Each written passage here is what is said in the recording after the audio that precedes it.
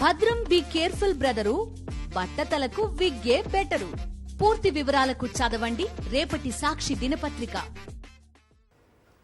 గుడ్లవల్లేరులో విద్యార్థినులకు సంఘీభావం తెలిపేందుకు వెళ్లిన వారిపై దాడి చేయటాన్ని తీవ్రంగా ఖండించారు ఏపీ మహిళా కమిషన్ చైర్పర్సన్ గజ్జల వెంకటలక్ష్మి. ఎక్కడో బాలీవుడ్ నడిపై ఉన్న దృష్టి రాష్ట్రంలోని 300 మంది మహిళా స్టూడెంట్స్ పై ఎందుకు లేదని ప్రశ్నించారు ఆమె. మీడియా బాధ్యతాయుతంగా వ్యవహరించాలని సూచించారు. ప్రజాస్వామ్యంలో సంఘీభావం తెలపటం కానివ్వండి, న్యాయం చేయటం కానివ్వండి, తప్పు అనే విధంగా వ్యవహరిస్తున్న తీరు ఏదైతే ఉందో అది ఆక్షేపణీయం. మహిళా కమిషన్ ఖండిస్తోంది.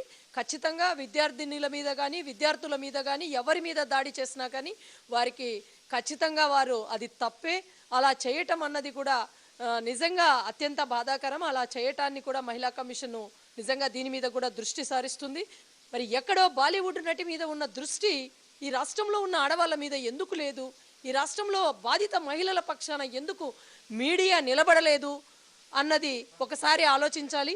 ఆ రాష్ట్రం కూడా పట్టించుకొని బాధిత మహిళను తీసుకొచ్చి ఈ రాష్ట్రంలో రాజకీయాలు చేయటం ఎంతవరకు సమంజసము అన్నది కూడా ఆలోచింపజేస్తోంది.